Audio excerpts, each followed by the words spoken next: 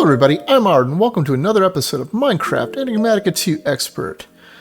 Today, I figured since we finally got around to making a platform for Botania, we should actually start building it out and get the basic setup for this going, because right now it's pretty empty other than what I had before. My mana pool here is actually getting pretty full. It's eating up the coal pretty quickly and filling it up and maxing it out. So one of the first things we're going to do, we're going to show you how to fill up multiple mana pools at the same time. And the device we're looking at here is called the Mana Splitter, which lets you aim a mana spreader at it just like you would a mana pool, and it will output the mana round robin style to each of the mana pools surrounding it. So let me put the splitter down and add 3 more mana pools to the pile here.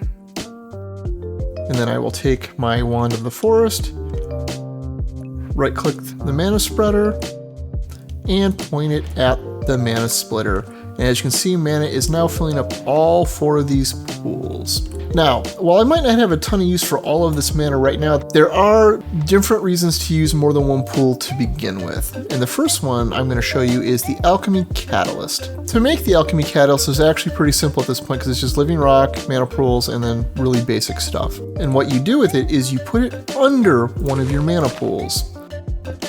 And you can see it shows a slightly different pattern inside the pool now.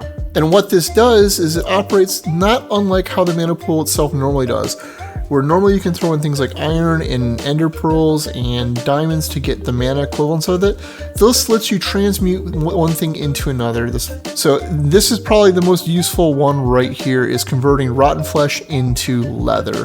There are other things you can do, like converting between the different types of woods, like if you say have a ton of oak and you want something else, or the types of fish if you need something to like make a fisher with, or flint into gunpowder if you don't have a mob farm with a ton of creepers already yet. Anyways, there's a couple uses for it. I just figured I'd get it out of the way and put in here just because it's useful to have. The next thing we're going to make is the Runic altar, which is the next big step in Botania. It's the next crafting table type thing that this has, and it's used for making subcomponents in other more important items within Botania itself. To make it in this pack is a little more complicated than normal because it requires you have the luminous crafting table set up and some rock crystals. Thankfully, you already needed these to even get to this step, so you probably already have these things to do. So this becomes pretty easy at that point. Be aware that the Runic altar takes quite a while for the table to make. I believe I sat there for over a minute while I was waiting for it to finish. Don't be surprised if it does take a bit of time for it to pop off. What you need to do is you put it down somewhere near your mana pool setup. You take a mana spreader and put it next to your mana pools and link it to your Runic altar so that it points at it. And this will drain mana out of the mana pools that are next to it and put it into the altar. Now, as to why you wanted to make that Runic altar, well, if you come into the recipes available for it, you can see that on the very first page, you can make these runes, the rune of water, the rune of fire, etc., etc. They require a bunch of different pieces to make. Not that complicated for the most part, but it gets more complicated in the fact that later recipes start requiring different runes to stage them up to the next tier of runes, which get used in different recipes from there. So it gets to be a bit of a pain to manage all these just because there's a bunch of sub-combines. It's not that different from normal crafting, and I will put one together to show you in a second. Okay, so I figured we would start with the rune of water recipe, which is mana powder, which is just any of the powder type things tossed through the mana pool, a mana steel ingot, bone meal, sugarcane, and a fishing rod. So you just right click the items onto the altar and they start floating above it. And then now it starts pumping mana into it. And you see the water rune icon on the right slowly is ticking up into green, and when that finishes,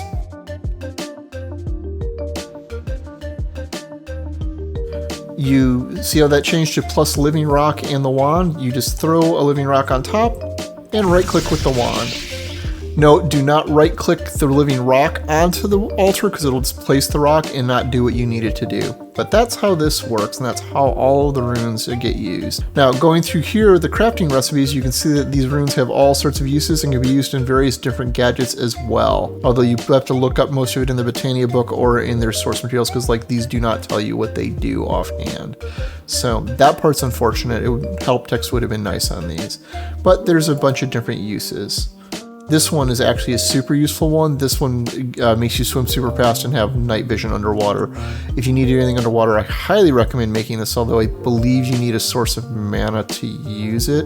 So you'll need a band of mana that's charged up. I'm realizing one of the things I didn't mention previously was how mana tablets and mana bands work.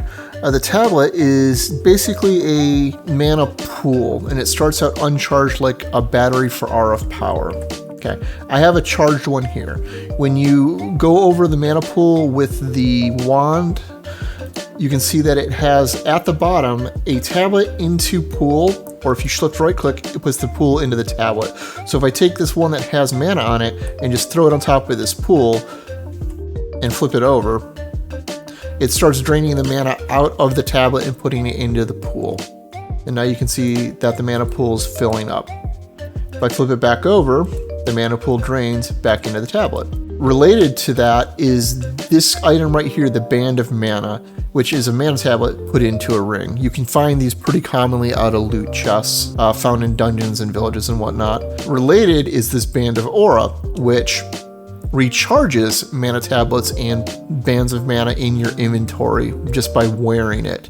It's a pretty slow tick rate, so don't expect it to go really super fast, but it will do it. It's good for just constantly regenerating it if you just need it out in the wild. For repairing things like mana armor or using things like the Ring of Cordata. At this point of Botania, our main goal would be to get up to the Elven Gateway and open that up so we can transmute materials for the next tier of materials up.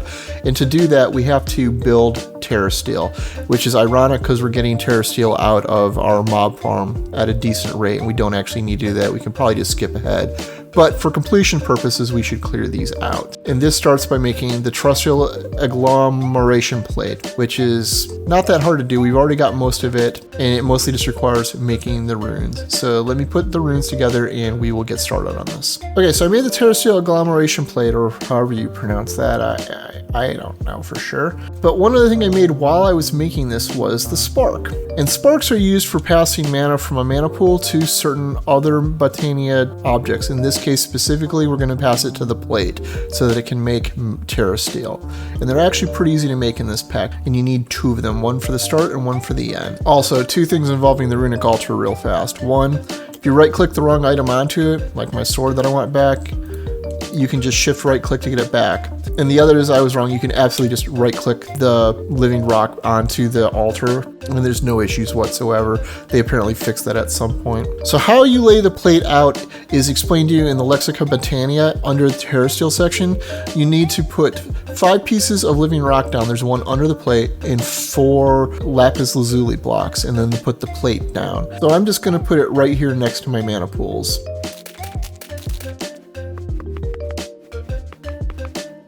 Put the plate down in the center, put a spark on the mana pool, put a spark on this, and we're good to go. To make the Terrasteel, you just throw the 3 items necessary onto it to make it. I put sparks on all my mana pools because it'll take half a pool to do this, so I'd rather it drain equally from all of them. The items you need are a mana pearl, a mana diamond, and a mana ingot. And as soon as you have all 3 on it, it starts to glow and it starts the transmutation process. This can take a little bit and it's all pretty mana intensive. Thankfully, we can mostly get Terrasteel from our farm though and don't have to do this, but there you go, Terrasteel. And you notice our pools are significantly drained from where they were before. That, however, brings us to our next step, the Natura Pylon, which, thankfully, because we already have Terrasteel, isn't that hard to make. It's just these items, which we already have for the most part, and a mana pylon, which isn't any harder. We need to make 2 of these.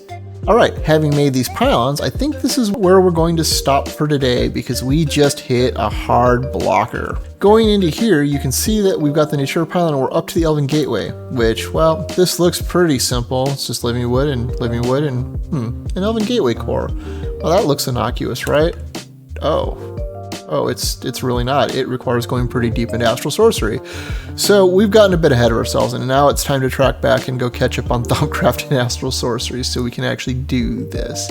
But it's a start, and now we've gotten the first major steps in Botania done. I'm going to grab all the loot chests and let's go take a look at real fast. Only 6 of them, let's pop them open. A fire mill, well, I was going to build more grid power anyways. Basic energy IO crystal, but it's Draconic evolution, so that's probably significant. I'm not familiar with Draconic evolution, folks.